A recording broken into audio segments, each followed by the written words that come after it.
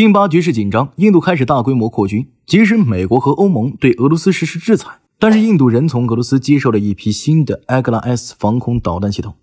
美国总统特朗普会见加拿大总理卡尼，讨论增加加拿大国防开支。特朗普还宣布，也门胡塞武装在美国最近的袭击后已经投降。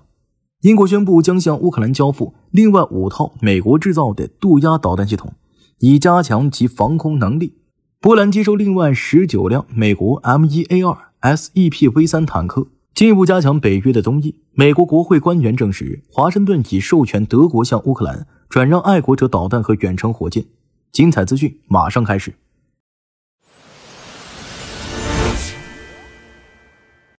在2025年5月，印度与巴基斯坦之间的紧张局势持续升级，尤其是在克什米尔地区的冲突频发。在此背景下，印度加快了军事现代化进程，特别是在空防领域。尽管美国和欧盟对俄罗斯实施了全面制裁，但印度仍从俄罗斯接收了一批新的 AGLA-S 便携式防空导弹系统，以增强其边境地区的防空能力。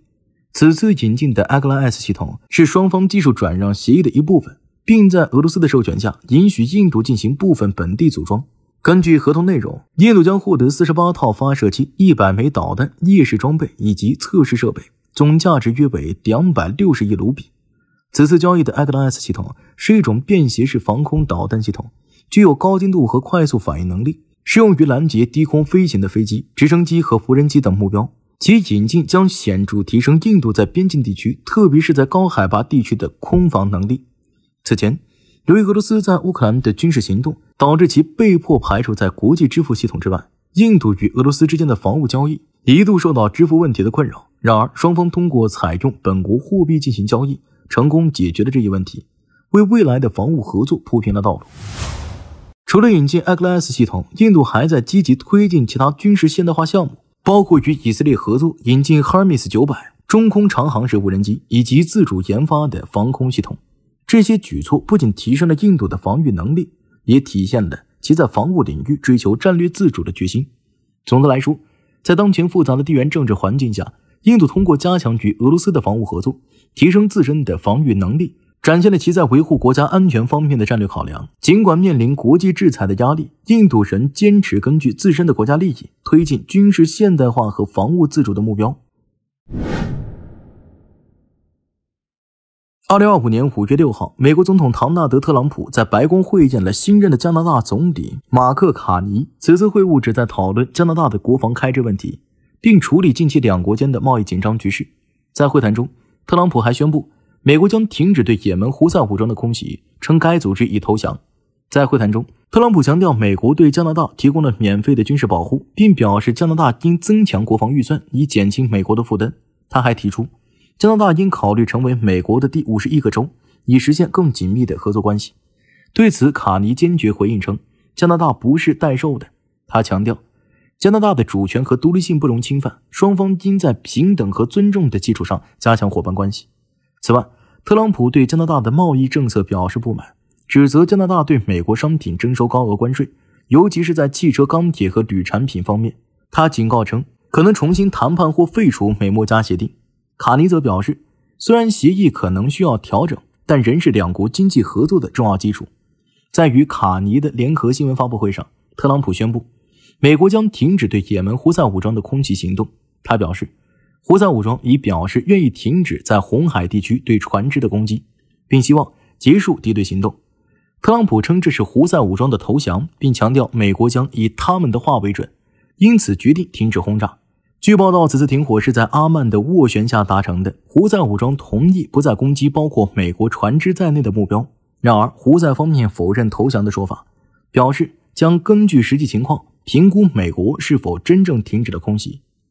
此外，胡塞武装强调，停火协议不适用于以色列，他们将继续支持加沙地区的行动。此次美军对胡塞武装的空袭行动自2025年3月中旬开始，代号为粗暴骑士行动，是特朗普第2任期内在中东地区最大规模的军事行动。在近2个月的时间里，美军共进行了超过1000次打击，造成胡塞武装重大损失。此次美加领导人会晤和美国对也门局势的最新表态，显示出特朗普政府在国防和外交政策上的强硬立场。尽管与加拿大的关系因贸易和主权问题而紧张，但双方仍表示愿意继续对话。而在中东地区，美国的军事行动取得了阶段性成果，但局势仍然复杂，未来的发展仍需要密切关注。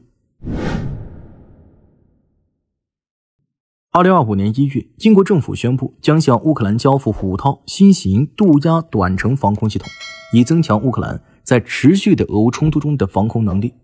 渡鸦系统由英国国防部与工业合作伙伴组成的团队开发，得到了丹麦的联合资助。该系统设计灵活，能够使用乌克兰现有的 R73 短程空对空导弹，适应多种作战需求。其模块化设计使其可以快速部署，提升了乌克兰在面对无人机和巡航导弹等空中威胁时的反应能力。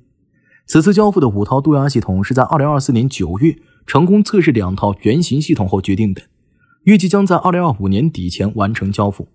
这批系统的引入将显著提升乌克兰的防空网络，增强其对关键基础设施和城市的保护能力。英国首相基尔斯塔默表示，乌克兰的安全就是我们的安全，我们必须继续尽一切可能确保乌克兰处于最强大的位置。这就是为什么英国将比以往任何时候都更进一步增加军事和人道主义支持。乌克兰国防部长鲁斯特姆乌梅罗夫也对英国的支持表示感谢，称渡鸦系统的引入将进一步加强乌克兰的防空能力，有助于抵御俄罗斯的空袭威胁。此次渡鸦系统的交付是英国对乌克兰长期安全承诺的一部分，体现了英国在支持乌克兰抵御外部侵略方面的坚定立场。2025年1月中旬，波兰接收了首批28辆美国 M1A2 SEPV3 主战坦克，进一步加强了其在北约东翼的防御能力。这些坦克于1月17号通过海运抵达波兰格丁尼亚港，随后将进行检查和测试，预计将在2026年前完成全部250辆的交付。此次交付的 M1A2 SEPV3 是美国陆军现役最先进的主战坦克，具备强大的火力、防护力和数字化作战能力。其主要武器为120毫米 M256 滑膛炮，配备先进的火控系统和可编程弹药，能够有效打击各种目标。此外，坦克还配备的 CROWS 遥控武器站、TROPHY 主动防御系统以及改进型前视红外系统，显著提升了战场生存能力和目标识别能力。为了增强坦克的工程作战能力，波兰还与英国皮尔逊工程公司签订合同，为99辆 M1A2 SEPV3 坦克配备的 SLICE 系统，包括扫雷犁和推土铲等装备。该系统可在不影响坦克性能的情况下快速安装，提高了部队在复杂地形中的机动性和适应性。波兰国防部副总理兼国防部长瓦迪斯瓦夫科西尼亚克卡姆什表示，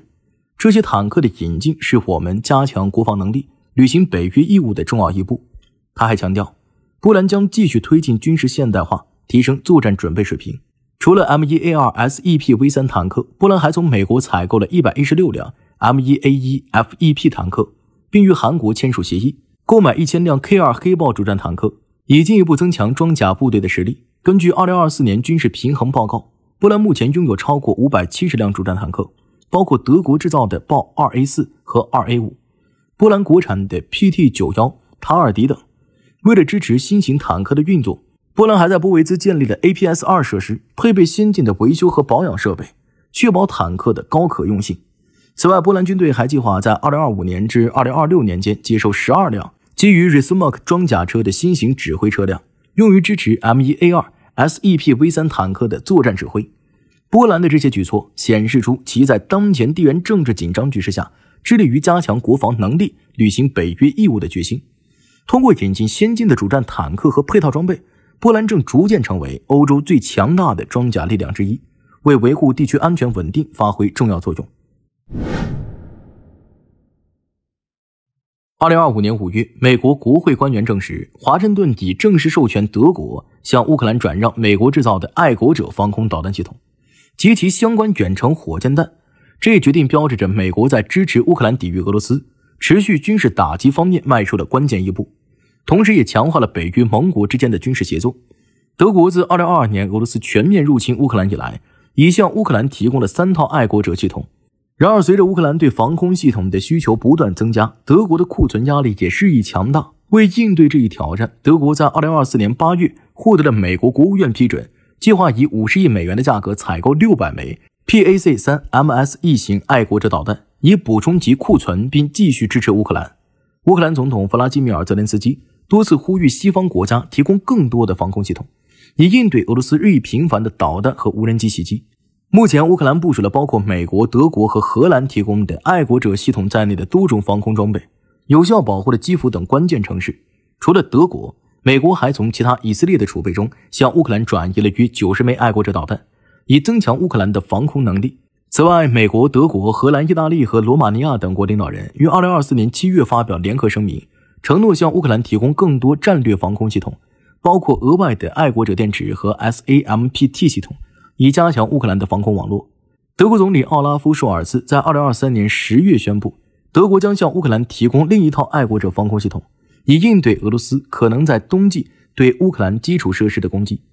尽管德国在提供爱国者系统方面表现积极，但在是否向乌克兰提供远程金牛座巡航导弹的问题上，德国政府内部存在分歧。舒尔茨总统担心，提供射程可达500公里的金牛座导弹可能导致冲突升级。此次美国授权德国向乌克兰转让爱国者导弹和远程火箭，显示出美国在支持乌克兰防御俄罗斯侵略方面的坚定立场。这一决定不仅增强了乌克兰的防空能力，也体现了北约盟国之间在军事援助方面的紧密合作。随着乌克兰战争的持续，西方国家在提供军事支持方面的协调与合作将对乌克兰的防御能力产生深远影响。好了，以上就是本期视频的全部内容了，我是大兵，我们下期再见。